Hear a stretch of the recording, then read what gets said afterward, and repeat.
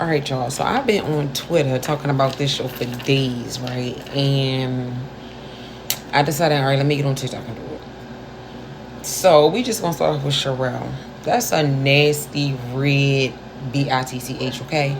Like, and then it trips me out that she's so nasty like that because you are literally imitating like a whole nother person's life. Like you are literally copying Evelyn's whole entire life. Like you're wearing the same clothes that she wore on TV.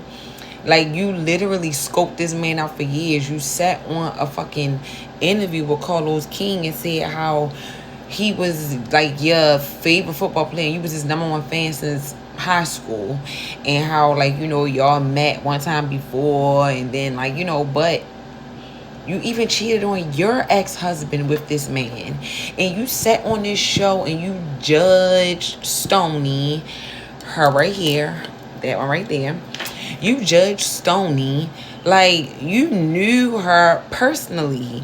Why are you worried about what another grown woman doing with their money from a lawsuit settlement? Like she sued you. Like you the one that had to pay the money. It was given very much jealousy, very much hate. You worry about where she living, how she living in it, who paying her bills. Like, why you mad? Why are you even worried about that when your man one half of your business and he's okay with staying home, being a stay-at-home dad, and he brags about you being the breadwinner? Like, come on, Sherelle, be fucking for real. And the rest of them are just straight up followers. Alexis, she played the fence. I like MJ, but that's when MJ made me realize it was something deeper with Stony coming from Sherelle, because MJ was on there busting bitches' windows out, getting locked up, and this is your actual employee, and you're okay with hanging out with her, but you don't want to hang out with Stony over some shit that wasn't even her fault. She had no control over at all. Like, you made this girl over revenge porn, her living in a house that her baby father paid for, her getting money from a settlement and doing whatever she wanted to do with it. It's like none of that pertains to your life. None of that makes you eat. None of that makes you sleep. None of that makes you shit. And so it's like, what is your deal? And even with the way they did Yes Jules, like, I don't mean no harm. Like, come on, bruh.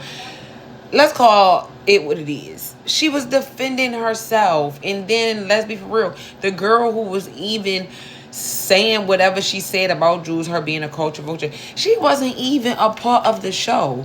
And being as though it's Sherelle's show, that means Sherelle had to bring her on there, mic her up, and let her know or tell her what to say about Jules, because she didn't know Jules. She knew nothing about Jules at all.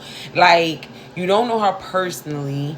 And given when Jules came over to the table and clocked her tea, you didn't know her online or offline, because you really didn't know nothing about her. Like, you couldn't even say nothing about her or even defend what you said about her. You couldn't even defend your own words. It was just like very, very, very weird. Don't mind my air fryer, y'all. Who else? Yes, like, what's the other dude? I can't even think of his name, but the one that got all the babies on the way, like his fiance.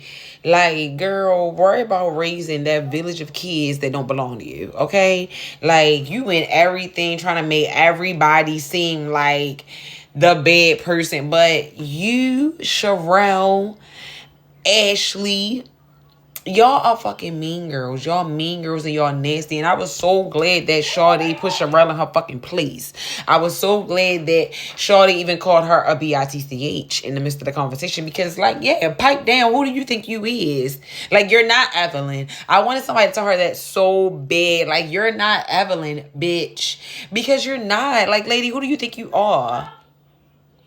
You basically sitting up here and you basically letting the world know that you stalked this lady in her life and you wanted it. You wanted it. And not only that, you act entitled. Like, you asked for half of his business But then when he asked for head for yours in a divorce, you got a whole problem. When you never put up nothing financially or none of that. But he has helped you financially with your business. Like, girl, be for real. Be for real. But that's what he get for letting her emasculate him. Because what the fuck?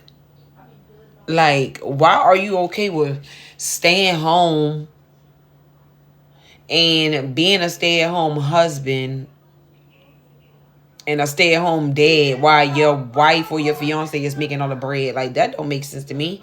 Like, that's the whole point of being a man, being the protector of the home. Like, he is just as sassy as she is. Like, her whole little get up is just like wow to me. But for her to have been on Stony Ass that she was on, the way that she was on Stony Ass was wild to me. Like, wild as shit to me. Like,